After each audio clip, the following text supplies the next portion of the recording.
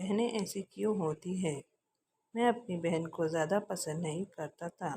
उसकी शादी हो चुकी थी, लेकिन मैं कभी उसके घर नहीं गया। बस माता-पिता ही उससे मिलने जाते थे। मुझे पता भी नहीं था कि वो किस हाल में है।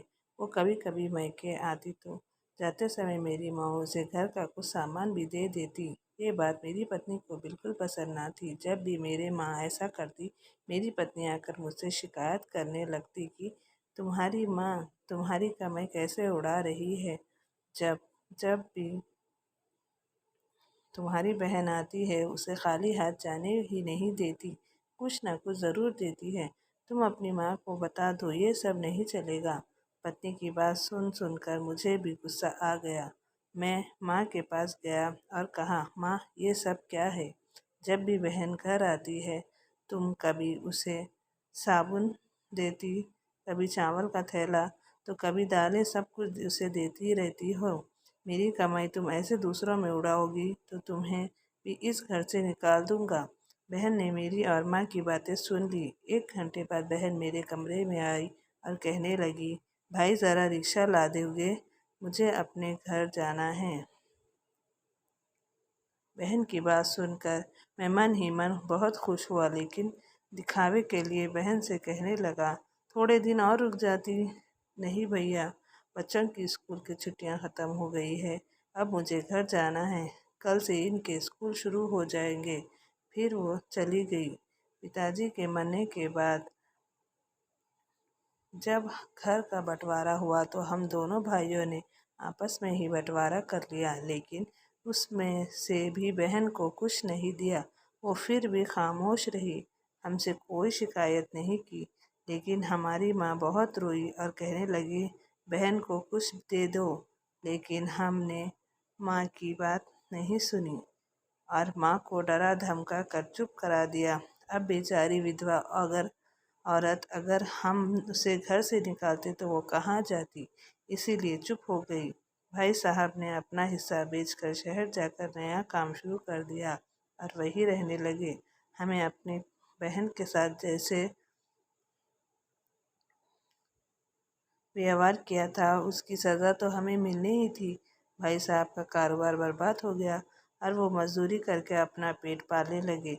मेरे बड़े बेटे को भी टीबी हो गया। उसके इलाज के में लाखों रुपए खर्च हो गए। जो भी मेरे पास था सब कुछ ख़त्म हो गया और मुझे कर्जा लेना पड़ा। हाल इतना बुरा हो गया कि खाने के लिए भी पैसे नहीं थे। घर में कुछ राशन नहीं था। मैं कमरे में अकेला बैठा सोच में गुम था कि मेरी बहन घर आ गई। उसे देखते ही मेरी पत्नी ने कहा, आ गई मनहूस। बहन को देखकर मैं भी गुस्सा हो गया, लेकिन अपने गुस्से को दबा लिया। फिर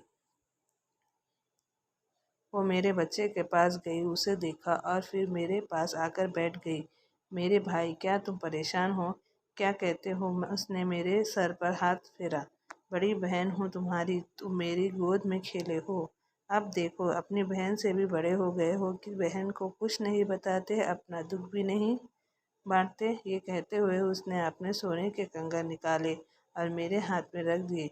मेरे भाई, परेशान ना हो, ये कंगन बेच दो, अपने घर का राशन भर दो, अपने बच्चे का इलाज भी करा दो और पैसे की ज़रूरत हो तो बेझिझक कह देना अपनी बहन से, मैं तुझे इस हालत में नहीं देख सकती। और हाँ, जाकर नाई से अपनी दाढ़ी भी बना देना, देख कितनी बढ़ गई है। मैं आश्चर्यचकित होकर बहन को देखे देखे जा रहा था और वो कहने लगी, भाई इस कंगन के बारे में किसी से ना कहना, तुझे मेरी कसम है। मेरे मुँह को चामा और कहने लगी, चल अब चलती हूँ, तेरे जीजाजी और बच्चे आते ही होंगे, फिर आऊँगी। मैं पहली बार उसे घर के बाहर तक छोड़ने आया। देखो तो पैरों की चप्पल भी टूटी हुई थी। उसने कपड़े भी तो अब वही पुराने पहने थे। मैं बस देखता ही रह गया। मैंने तो कभी अपनी बहन की घरेलू हालत जानने की कोशिश भी नहीं की थी। लेकिन जब उसने मुझे बुरे हाल में देखा तो दौड़ती हुई आई और अपने सोने के कंगन भी दे दिए, ताकि मैं अपने बच्चों का इलाज करा सकूं और अपने घर का हाल सुधार सकूं।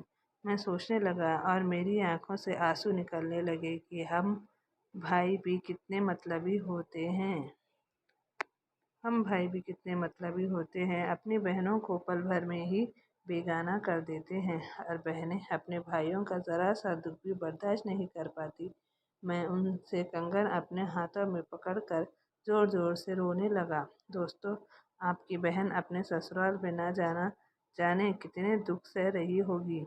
उस समय उसके पास